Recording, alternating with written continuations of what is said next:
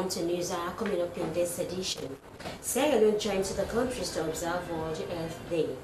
Parliamentary Oversight Committee on Youth Affairs engages key players in the youth sector. Catholic Archdiocese of Freetown concludes annual Lenten Pilgrimage with procession to Mount Calvary, St. Paul's Major Seminary, and President Julius Bio outlines successes in its first year in office to party supporters. All the stories and more line up in this edition of the news with me, Mariam Sulu.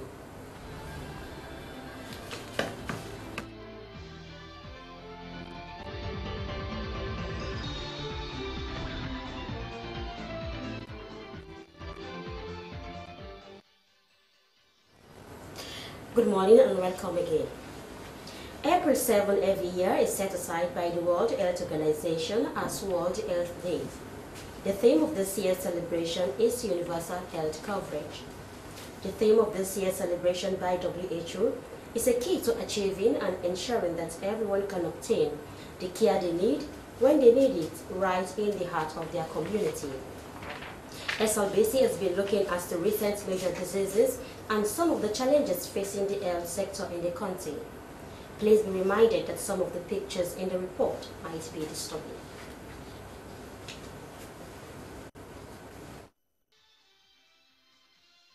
Universal health coverage is the WHO #1 goal key to achieving and ensuring that everyone can obtain the care they need when they need it right in the heart of their community.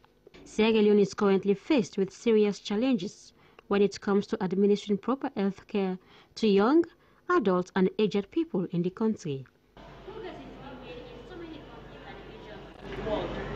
Millions of people are still out there facing numerous challenges in accessing proper health care services. Millions who are forced to choose between health care service and other daily expenses such as food, clothing and home. Organ diseases such as the heart, kidney, liver, lungs, among others, are becoming very alarming in the country. People have to travel all the way to India or Ghana to access better health facility, and that only goes for those that can afford it, otherwise they die. 4 out of 6 children need to be flown out of the country urgently for medical treatment. Jeremiah Kurma, a 3-year-old boy with imperforated anus. Amina Tamara, a 16-year-old with left eye orbit tumor. Mustafa Tunis, a 13-year-old with a spina bifida, and Badamasi Samura with Wilms tumor. Programs Manager Caritas Freetown and the lead campaigner for Sick Babies Project, Ishmael Alfred Charles, has been very effective in seeking support for these children. According to Ishmael Charles, $97,000 is needed for the treatment of these children. These children are in need of $97,000, and we have just started to raise funds for them, and we've only been able to raise in the past 1 month. We've only been able to raise about 9 million leones, which means we're still very far away from the reality, and hence we need to be able to continue to push more people, and that is why we're coming up with new strategies to be able to augment the campaign. These are also a set of people that were affected by cancer and tumor on the part of their body. They are going through hard times and they need urgent treatment. This my sister was sick, so this care, so it begin pana is small. She is my sister, but she's very sick, as you can see. We have been to many hospitals in the country. Until now, we don't know the cause of her sickness. We have been asked to pay $10,000 to do her surgery outside the country, but we don't have such money. We are appealing to government and other humanitarian organizations for support. Cost me, they say $10,000, so we'll not get that money.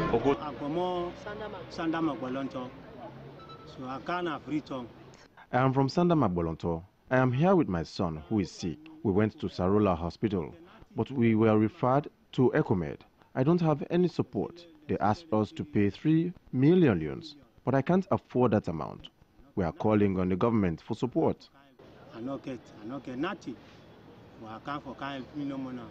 At present, the country's main referral hospital, Connaught, is being operated without a dialysis machine.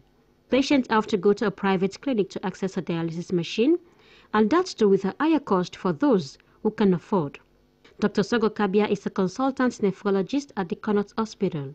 He said the dialysis center at the hospital needs urgent attention. He said a country cannot do without dialysis, otherwise people will lose their lives.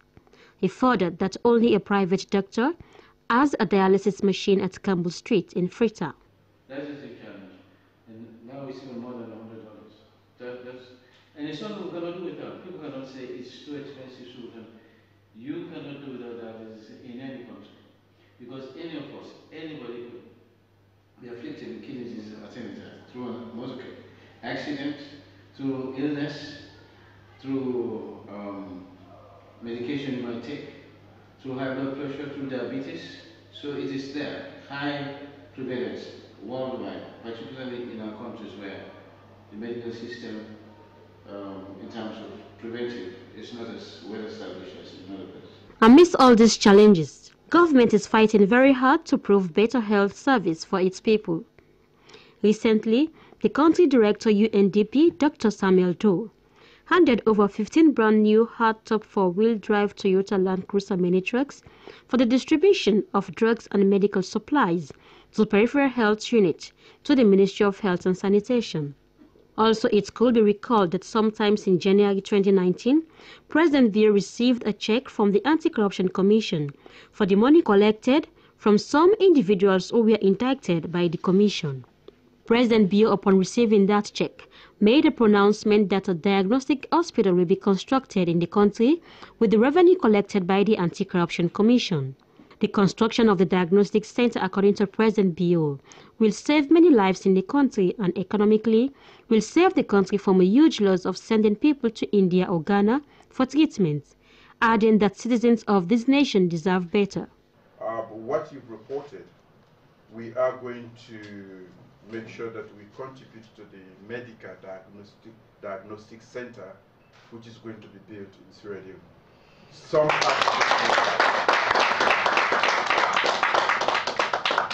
we spend huge amounts of money to send people to Ghana and other places. Some portion of this amount is going to be used for the construction of a medical diagnostic center. Programs Manager Caritas Freetown and the lead campaigner for Sick Babies Project, Ishmael Alfred Charles, appreciated that pronouncement made by President Biya, adding whilst the government is trying to construct the diagnostic center, a child fund emergency account must be established to save the children whenever the need arises. Meanwhile, World Health Day targets so many health issues: hepatitis B, HIV and AIDS, tuberculosis, stroke, among others, remain to be the most talked about diseases worldwide. SLBC made all efforts to reach the Ministry of Health but proved futile. SLBC News, Mariam Asuma reporting. The Catholic Archdiocese of Freetown has concluded its annual Lenten Pilgrimage with procession to Mount Calvary, St. Paul's Major Seminary. Pilgrimage has been part of the Christian tradition and a spiritual journey to a sacred place, Pilgrimage is like a retreat to concentrate on the spiritual life without distraction, as well as a time for prayer for special intention, meditation, and to offer thanksgiving for blessings received. We bring you highlights of the occasion that was also attended by President Julius Maadabiu and family.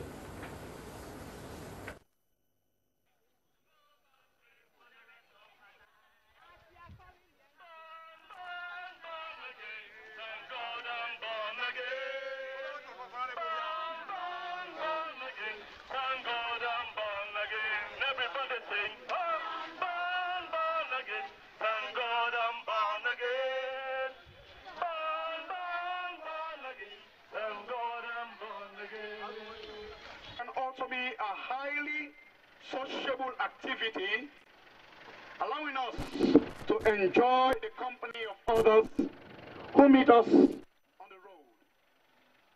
It gives us the chance to re-energize us mentally, physically, and spiritually. It also allows us to reconnect with our cultural heritage and the natural world around us, as well as to refresh our faith or seek new spiritual direction with and in the Lord. The Lord has called him, he has gone ahead. Lonely road, lonely road. Christ is crucified. We adore you, Christ, and we praise you. Because by the Holy Cross you have redeemed our world. My mortal life. But now another life begins for Mary and for Magdalene, for Peter, for John, for you. The world is dotted with the crosses of innocent victims of disease, hunger, poverty, tragic accident, senseless wars. My work as man is done. My work within and through the church must now commence. I look to you. You are my friend. You are my apostle. You are my victim. You are my saint. Therefore, take up your cross now and follow me. In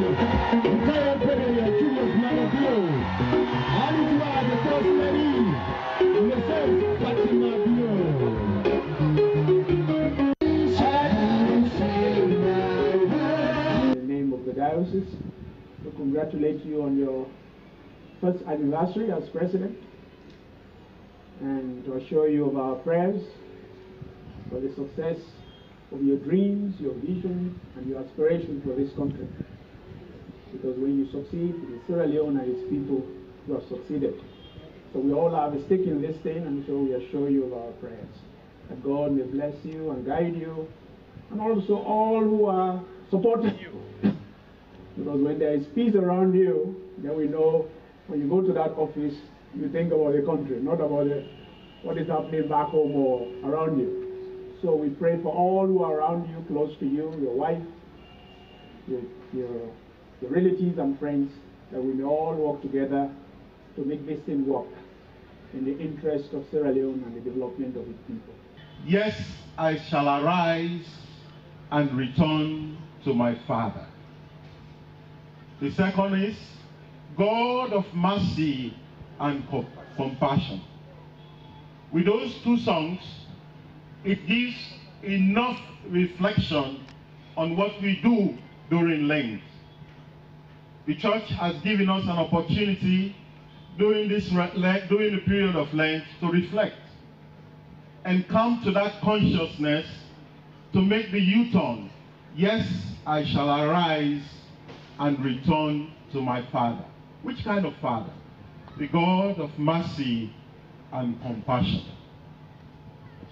At the beginning of Lent, Ash Wednesday, we set ourselves with 3 pillars: prayer, fasting, and almsgiving.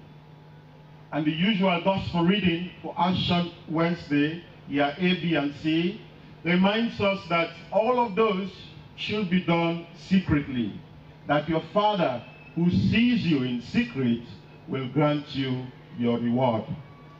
So this is the 5th week we have carried out these 3 pillars: prayer, fasting, and almsgiving.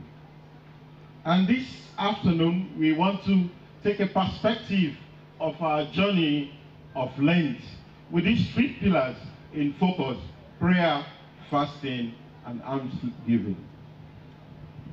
The liturgical readings are precisely selected to guide us on our journey through Lent.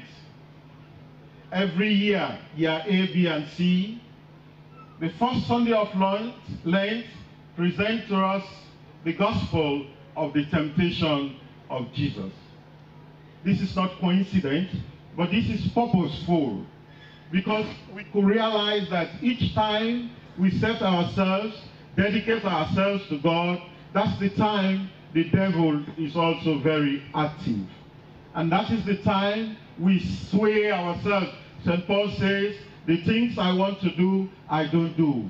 the things I don't want to do are the very things I see myself doing. So the first Sunday of Lent always gives us the guide that it was possible for Christ to overcome temptation, and therefore it is possible for us. The devil comes with 3 P to tempt: power, prestige, and pleasure.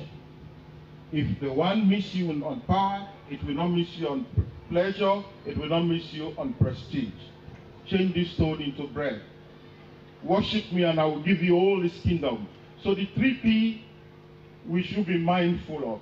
So the first Sunday of Lent sets that stage for us, that it is possible to overcome this temptation during the 40 days that we identify with the 40 days that Jesus spent in the wilderness and overcome temptation.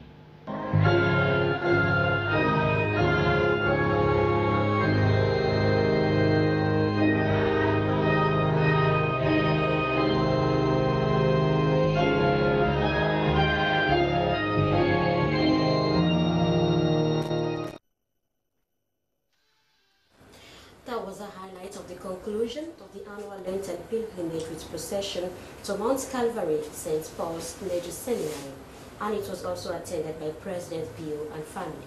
If you just joined us, this is Luza. I am Mariam Su. President Julius Maada Bio has called on the Sierra Leone People's Party supporters to continue to be united and speak with one voice. He made this calling during a visit to the party headquarters at Wallace Johnson Street to update party members about successes made so far during his first 1 year in office. Supporters expressed gratitude to President Bio about various strides made so far, especially the free quality education. How Mose was there and Shina report.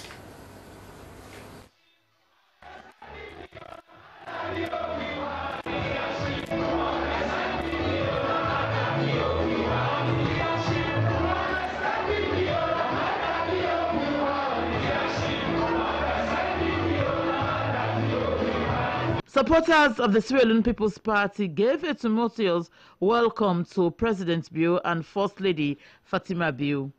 Updating the supporters, President Julius Maada Bio told supporters that his administration's first year in office centered on rebrand the country's image and putting strategies in place to fulfill his campaign promises, especially the free quality education, which has benefited over 2 million people.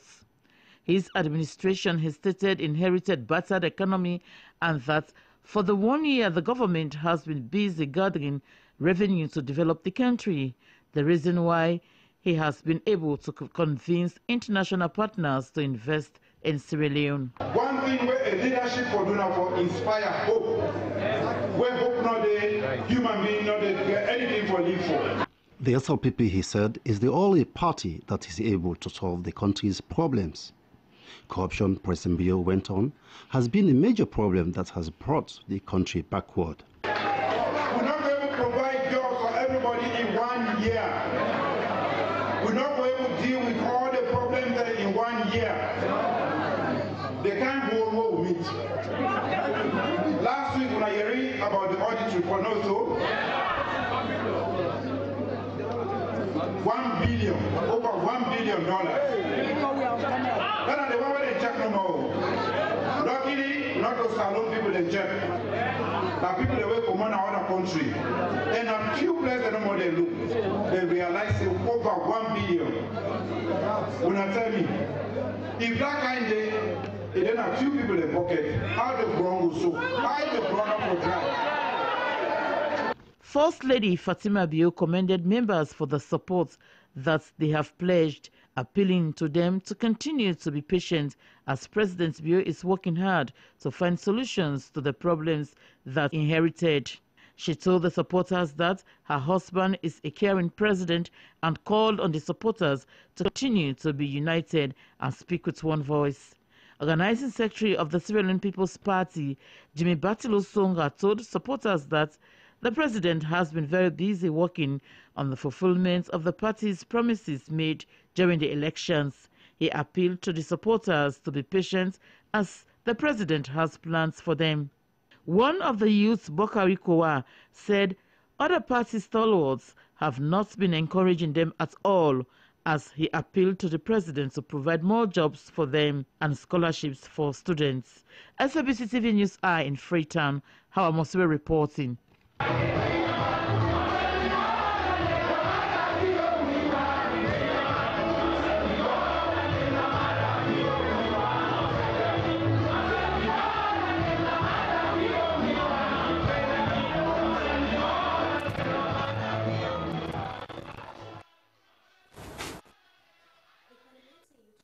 Together with the research unit in Parliament, with support from Westminster Foundation for Democracy, has engaged policymakers in youth sector to develop a 3-year participatory committee work plan. The plan, according to the chairman of the Youth Committee, Honorable Abdul Kabu, is to support the advancement of youth in Sierra Leone through legislation, oversight and representation. The session took place at the conference room in Parliament, Tower Inn in Freetown. Ibrahim Samra report.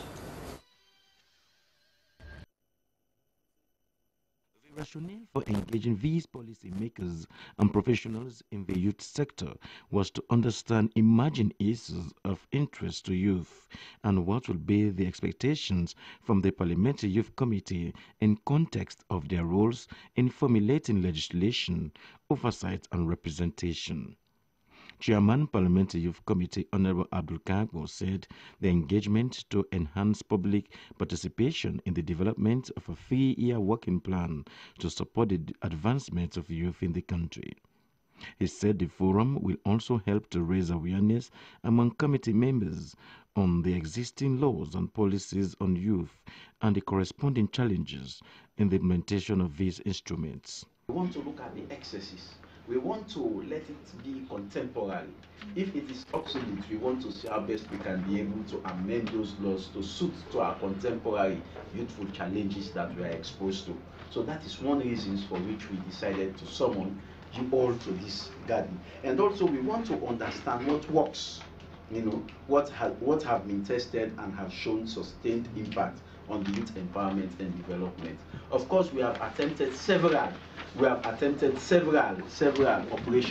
We have attempted several laws, some of which are successful, some of which are not successful. So we want to be able to create a platform in which we can distinguish between the successful ones and those that are not successful. That is one of the reasons for which we have decided to summon you all. The coordinator of Parliamentary Research Unit, Gilbert Hamby, said Parliament and a development partner hosted the forum to support members of Parliament to develop a comprehensive framework and working plan for youth development in the country. He said youths are faced with several challenges, noting that with a sound legal framework, it will help to address and properly coordinate youth activities. You will agree with me that youth issues in Sierra Leone has been contentious. It's one thing that have actually led to a lot of emergent issues in our nation.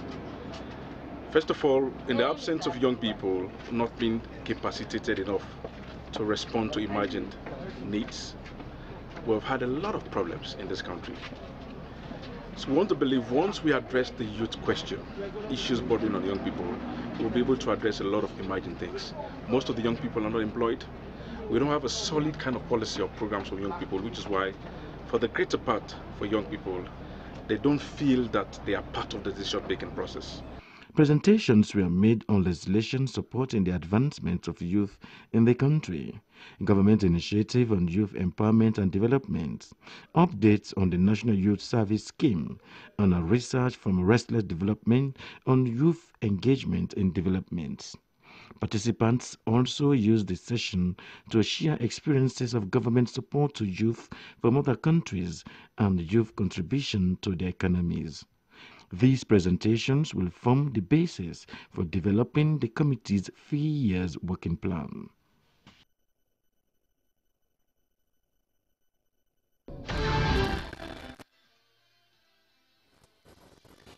Njala University Botoama campus has said millions of leones worth of furniture and academic materials were destroyed by the March 16 fire accident, which engulfed one of the buildings that house many offices and classrooms. Nearly a month since the building got burnt down, the Alumni Association has started raising funds to meet the cost of rebuilding the structure, as close to 500 billion yuans is needed for the project. Asmiba visited the campus. This campus used to be Bo Teachers College, established after independence to train teachers. The college then produced many of the country's teachers, but in 2005, the government restructured the University of Sierra Leone and created a new university called Njala University, removing it from the University of Sierra Leone. And this Bo Teachers College was subsumed under the Njala University. This is one of the campuses of the Njala University called the Tuoma campus, which houses close to 4,000 students. The fire on March 16th left in its wake destruction that is still being counted. The fire destroyed all the furniture, academic materials including dissertations, lecture notes, reports, and research findings. It housed human kinetics and health education, language arts departments, math and science departments, among others. This is the room where the fire started on the 16th of March. It used to be a classroom for master's candidates. And from here, the inferno started, and it's transferred to other classrooms and other offices that caused the destruction on that fateful day on the 16th of March. Even in normal time, this campus struggles to provide accommodation for workers and also students. So you ask yourself, in this abnormal time, how is the campus coping to ensure that the day-to-day running of the campus is done effectively? Since Njala University took over this campus close to 2 decades ago, only 2 buildings have been erected: the School of Social Science and Law and the Early Childhood Education Resource Center. Dr. Saidu Chale is the acting Deputy Vice Chancellor, University Secretary at Bo campus. He is still recounting the losses. Well, it's actually very,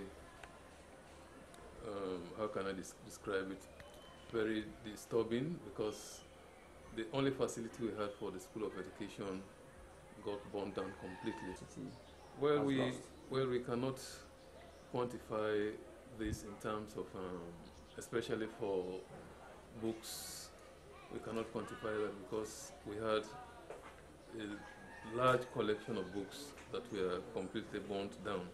But in terms of other furniture, we had office furniture, we had classroom chairs, we had computers, laptops in each of these offices, projectors. I think we had colleagues who had their personal projectors who lost all to this accident. Even in normal times, the campus grapples with accommodation for students and offices for lecturers. Some of the staff are either using makeshift spaces or are having what can be referred to as mobile offices, as can be seen from this man who is carrying his printer. Students are also using veranda to take their exams. What is left of the building, where classes are going on, can best be described as a danger zone, as the building is having serious leaks with just the first rains that Bo has experienced. After the incident, a team was assembled to look into the causes of the fire. According to the report, rodents had eaten the cables, which led to a spark and resulted to the fire accident. Well, now we don't even have, my staff members, including myself, we don't have offices. So in fact, in most cases, students say, oh, my office is in my bag. Even to sign their grades, there are no points, or their course forms, no places to sign them. So it's really devastating, you see. Before that, we were responsible for printing some of our documents, but there are no computers, there are no printers. So sometimes we have to even go to town to do some printing because all the office equipment are down. The building is now in ruin. This is what is left of it now. The university alumni is now seeking support to help rebuild the burnt-down structure. According to the estimate, nearly 500 million is needed to rebuild and furnish the structure. As of now, it is only the Alumni Association, Njala University Alumni Association, that has actually shown some interest in coming to our aid by pleading to well-wishing alumni and other benefactors to come to our aid, but for now we have not received any group of people as of now. In a country where government is overwhelmed with spending, one is left to wonder, when will government turn its attention to this campus, which is in dire need of its building and other facilities? The reason why the Alumni Association is now on the vanguard in a resource mobilization. As the college continues to make use of what it has for now, the earlier they are helped, the better for the students and the administration, who, even in normal times, life is not normal. For SLBC News, Asmiuba. Hundreds joined to clean up the streets. The every Saturday National Cleaning Day exercise is almost 1 year now, and it is expected to have made the country cleaner and reduce the health problem Sierra Leoneans have been grappling with. Let's find out how much has changed within Freetown in this report by Patrick Salia, as he was out and about during the Saturday cleaning. The streets and compounds, making a massive and impressive turnout in this initiative launched by President Julius Maada Bio almost 1 year ago. The Freetown City Council has been encouraged with the level of compliance so far. Yvonne Akisoya is the mayor of Freetown. So far, I see more people are using the bags, and I also actually hope that people have been listening to the messages and they've not been waiting and keeping all their waste. It's going to be a process, but I believe the message is beginning to get through. The rains have started pouring again and will soon be heavy. In the rainy season over the years, streets and drainages got blocked, and that caused flooding which was deadly to this city. Slum communities, mostly found in coastal areas, have always been at high risks because they serve as the superstores for all wastes that come from the hilltop and the city center. Kurube has been notorious for that, even though several mitigation efforts have been attempted and implemented. The cleaning of the popular Sambagota on the April National Cleaning Day with funds and operations from Irish Aid and the United Nations Office for Project Services is just one of the measures being implemented to mitigate flooding. As we're kicking off our preparations for the flood mitigation, National Cleaning Day today, all over the city, the emphasis is on cleaning gutters so that we're getting ready for the rains. The rains have surprised us. They've come a whole month early, but we need to get on top of the game and beat the rain. After the cleaning, the water can now easily flow through the drainage and empty into the sea. But this is definitely not the ultimate solution. The waste management system in Freetown is, however, gradually getting better than before the national monthly cleaning was reintroduced in May last year. Households, meanwhile, are still in the habit of storing tons of rubbish they generate the whole month, including unwanted mattresses and disused household items. And just around the corner, precisely on 10th April, the Freetown City Council is expected to reward communities that have achieved the most significant progress in cleanliness, beautification, sustainability, and innovative solutions. It is part of a competition that was launched on Wednesday, 10th October last year, as one of the initiatives under the umbrella of the Sanitation Working Group for the over 300 zones in the country's main capital. Agnes Mara, Councillor for Ward 407 within Constituency 116, is highly optimistic of winning the solar-powered street lights, a water point, pavement of roads, and scholarship support for local children as the ultimate prize. I am well prepared and I'm sure that I'm going to be the luckiest winner for this competition. As you can see, you also can testify that all my areas.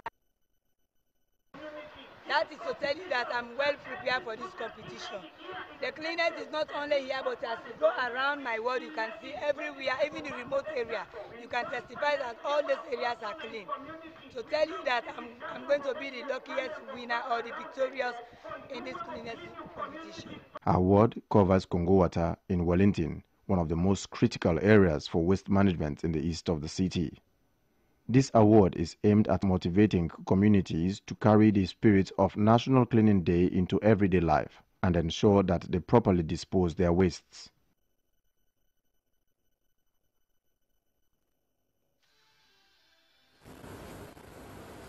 The International Labour Organization has launched the Enabling Environment for Sustainable Enterprises Assessment Report on Sierra Leone. The assessment findings, which touch on political, economic and social conditions in Sierra Leone, was launched by the Minister of Trade and Industry, Peter Conte. Sorry, Basamra, report. It gives me the greatest pleasure to now officially launch the ILO Government of Sierra Leone Enabling Environment Sustainable Enterprise Report.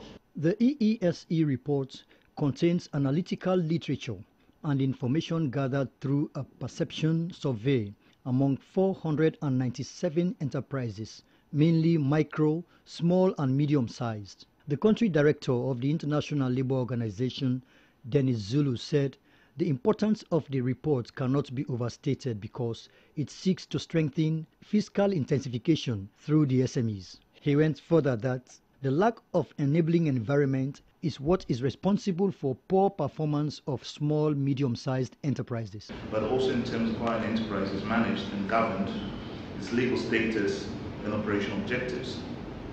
All enterprises, as you know, are part of society as they shape and are shaped by the communities in which they operate. Promoting sustainable enterprises is about strengthening the institutions and governance systems which nature enterprises. Strong and efficient markets need strong and effective institutions. Mr. Zulu maintained that the entire report is sold to business as it aims at producing optimum results.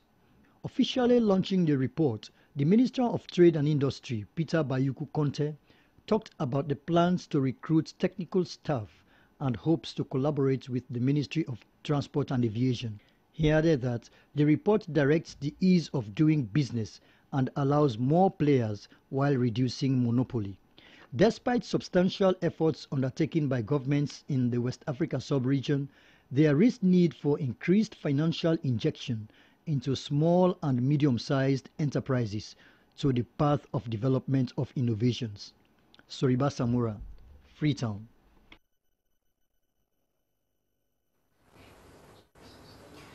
Dairy General Service has officially launched its agri-tourism project, which aims at empowering youth in basic agricultural engagement, skills training in rice cultivation, tuber crops, and vegetable ornament. The launching, which took place at the Radisson Blu Hotel, brought together both government officials and other stakeholders. Joseph Turi witnessed the event and now report. Sierra Leone has produced many graduates from both universities and technical vocational institutes. However, the issue of employment for all of them, especially the youth, has been a serious challenge to both past and present governments. Many youths shy away from activities surrounding agriculture, which is key to food security, create employment and contribute to the GDP of the country. This organization, which comprises young and energetic people, sees agritourism as the way forward for the nation's development. Launching the project, the keynote speaker, Kamoke Conte, encouraged members of the organization to hold on their vision and to also deviate from any form of distraction. Please believe in yourself. One thing I want you to do not just be carried away by this fanfare. And Mr. Ramadan Jalo, Mr. James, if there is any youth that is coming on board that does not believe in your dream, please do away with him or her.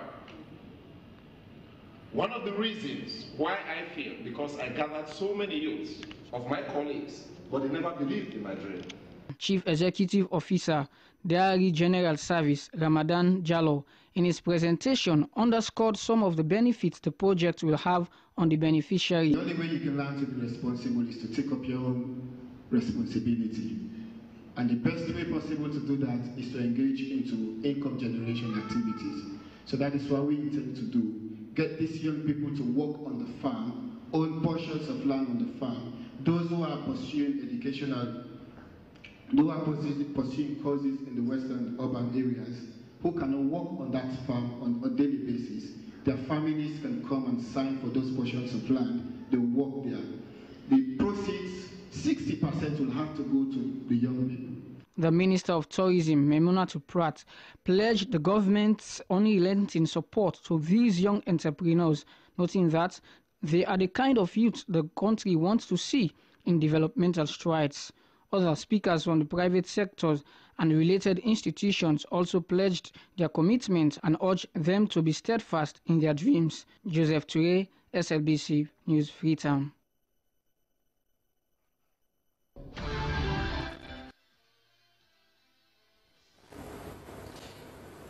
900 suggestion boxes are to be installed in schools all over the country.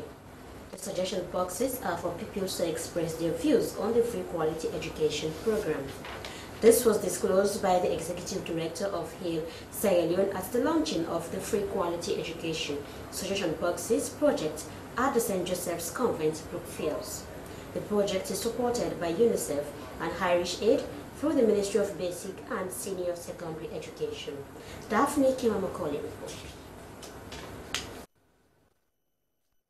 The suggestion boxes to be distributed in schools around the country are for pupils benefiting from the free quality education to express their views. Their views on the free quality education and other issues relating to the welfare of pupils and teachers in schools will be beneficial to the scheme. Deputy Minister of Basic and Senior Secondary Education, Emily Gogra, said the suggestion boxes are not only for students but also for staff of schools. A suggestion box is one of the most democratic installations in any institution one can have. It offers students and teachers and workers an opportunity to air out their views. Suggestion, complaints, or any other information which they deem necessary for the school administration to address. Even the administrators themselves, the principals, need to use the suggestion box because they have school board of governors, they have the proprietors.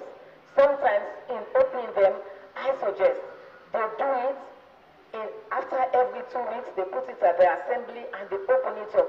They should be transparent in what they do. The Executive Director of Hill Sierra Leone, Joseph Sano, said the launching of the suggestion boxes is in observance of the one-year anniversary of President Bio. He said pupils will have the opportunity to make complaints if they are being violated, adding that the boxes will be collected every Friday and collated for actions by government. He added that his organization will monitor the implementation of the scheme. We can have your comments, maybe positive, maybe negative, about the free quality education. Maybe you have distributed books, but you have not received books. Maybe you came to school and the principal asked you to pay 500,000, 1 million. Don't argue. You can write something and deposit it in those boxes. Responding to questions from pupils, the Public Relations Officer of the Education Ministry, Brahma Michael Toure, highlighted the achievements of the Free Quality Education Program. For SLBC News, Daphne Kimamakoli reporting.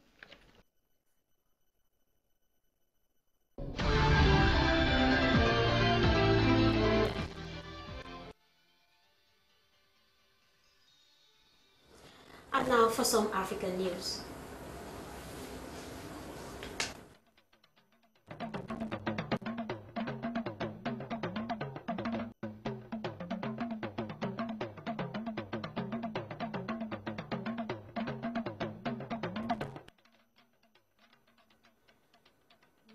UN-backed government says 21 people have been killed and 27 wounded in fighting near the capital Tripoli.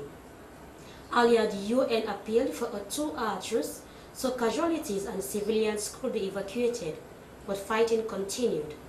Rebel forces under General Khalifa Haftar have advanced from the east with the aim of taking Tripoli. Prime Minister Fayez al-Sarraj has accused him of attempting a coup and says rebels will be met with force. Among the dead was a Red Crescent doctor killed on Saturday. General Haftar's forces said they had lost 14 fighters. International powers have begun evacuating personnel from Libya amid the worsening security situation. Rwanda's president has said the country had become a family once again, while marking the 25th anniversary of the genocide that killed 800,000 people. Paul Kagame, who led a rebel force that intended the slaughter, lit a remembrance flame in the capital Kigali. Rwandans will mourn for 100 days, the time it took in 1994 for about a tenth of the country to be massacred. Most of those who died were minority Tutsis and moderate Hutus killed by ethnic Hutu extremists. A suspected rhino poacher has been trampled on by an elephant, then eaten by a pride of lions in Kruger National Park, South Africa. Accomplice poachers told the victim's family that he had been killed by an elephant on Tuesday. Relatives notified the park ranger. A search party struggled to find the body, but eventually found a human skull and a pair of trousers on Thursday. The managing executive of the park extended his condolences to the family. Entering Kruger National Park illegally and on foot is not wise, he said. It holds many dangers and this incident is evidence of that. Kruger National Park has an ongoing problem with poaching and there remains a strong demand for rhino hunts in Asian countries. That's all for African news, and now for some sport. The General Assembly of the United Nations in Resolutions 67-296 proclaimed April 8 as International Day of Sport for Development and Peace. Sierra Leone has therefore joined other countries in commemorating the day with sport activities. The ceremony was held at the Ministry of Sports premise. Esther Marie Samuel has more.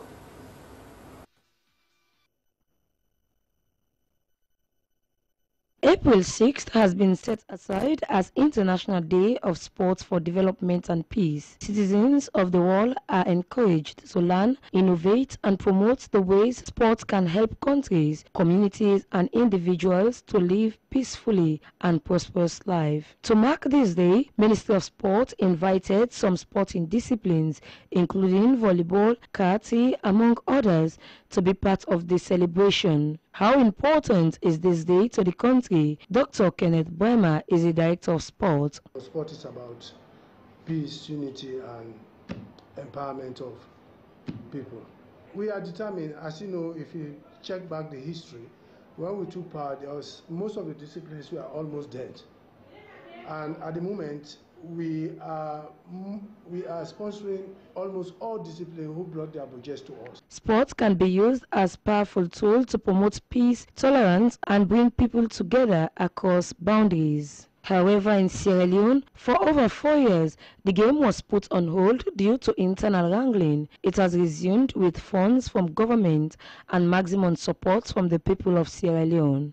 Sierra Leone national under-21 karate team returned home from the just concluded Zone 2 Karate Championship in Senegal, winning 12 medals. President of the Sierra Leone Karate Federation, Sensei Victor Amara, said amidst their endless effort in promoting the sport, the level of support is low relatively to other sporting disciplines. I hope that the ministry will take this into consideration, that Sierra Leone Karate Federation has been one of the most obedient and supportive sports towards the Ministry of Sport and towards the people of Sierra Leone, who have been attending international championship, brings laurel to the country.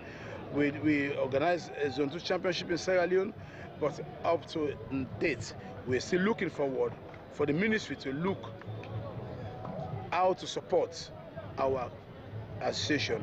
Sport has historically played an important role in all societies in a form of competition or physical activity. But what are some of the benefits to Sierra Leonean athletes? We are happy for this day because the government has made it possible, and we want the government to be celebrating this particular day, this International Sports Day. And we want the government to concentrate particularly in tennis. We've not been having enough support from the government. I can say the only support we are getting is from our association, because they are organizing such competitions like we play during this day, the International Sports Day, because we want to attract we want to get the attention of the government so that they can come on board and support us, because we are not having enough support from them. Sport can serve as a powerful tool to strengthen social ties and networks and to promote ideals of peace. Esther Mai Samora, SLBC.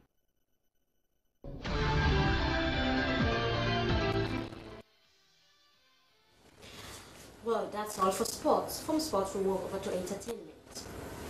Mary Moigoa, popularly known as MD Baddest, is one of Sierra Leone's youngest dancehall singers. She started her career as a kid, though her parents were not supportive, but yet she made it through. She will be launching her first album, Level Up, in the eastern part of Freetown. And Congolese rumba icon Lutumba Simaru is died. For more on these stories, let's join our entertainment desk with Mohamed Kane Milan Bangura.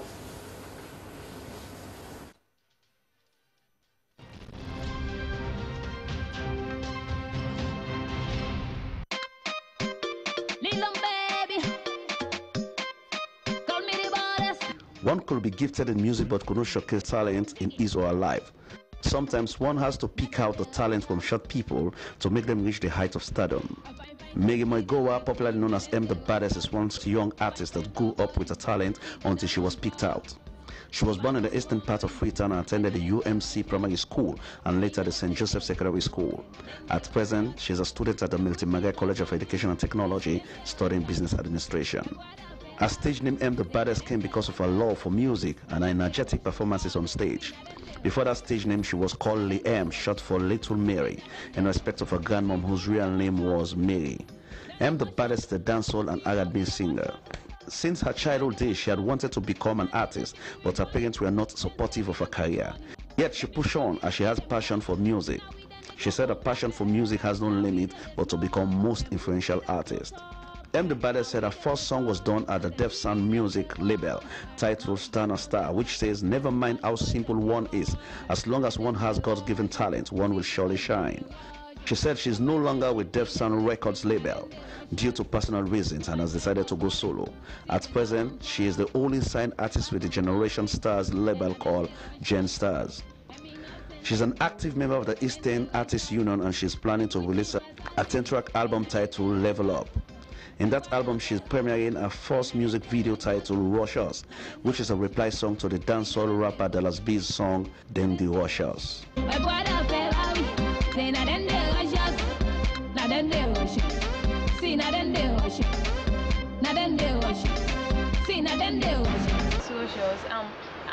This song, let me say, the slang come up where men used to say, those girls are, we girls are watching them.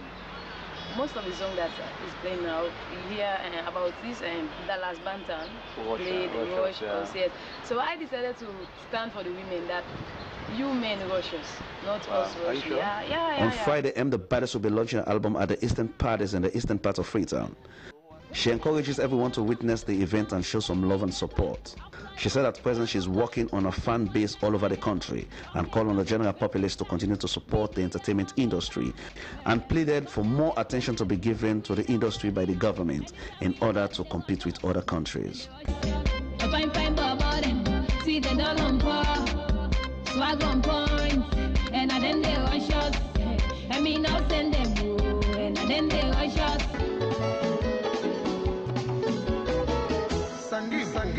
Meanwhile, Congolese rumba icon Lutumba Simaru has died. Simaru Masia Lutumba was born on the 19th of March 1938 in the Democratic Republic of Congo. He was a rhythm guitarist, songwriter and band leader of the seminal Congo music band Epoch Jazz, which dominated the Congolese music scene from the 1960s through 1980s. For many years, Simaru served as the vice president of the band and led the group during Franco's long trip to Europe during the 1980s. In 1974, he composed the band's hit song, Mabele, which earned him the nickname Poet.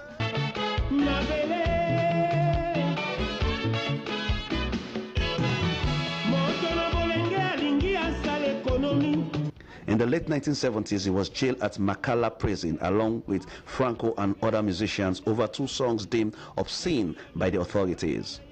According to pundits, Lutumba is considered as one of the greatest poets, singers and philosophers of Congo music. Simago Masia Lutumba died in hospital in Paris, France on Saturday, 30th March 2019. He was 81 years old. The cause of the death of the music legend, who was known to suffer from diabetes and hypertension, was not immediately known.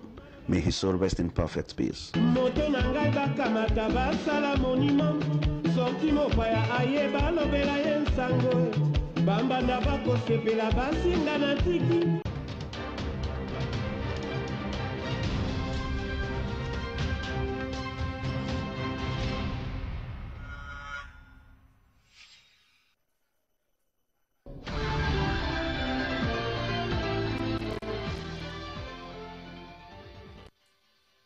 Entertainment, and now to end the news, the main point again. Sierra Leone joins other countries to observe World Health Day. The Parliamentary Oversight Committee on Youth Affairs has engaged key players in the youth sector. The Catholic Archdiocese of Freetown has concluded this year's annual Lenten Pilgrimage with a procession to Mount Calvary, St. Paul's Major Seminary. And President Julius Bio has outlined successes in his first year in office to party supporters. That's all for news this morning. I'm Mariam Suma. Thanks for watching. Continue to stay with us.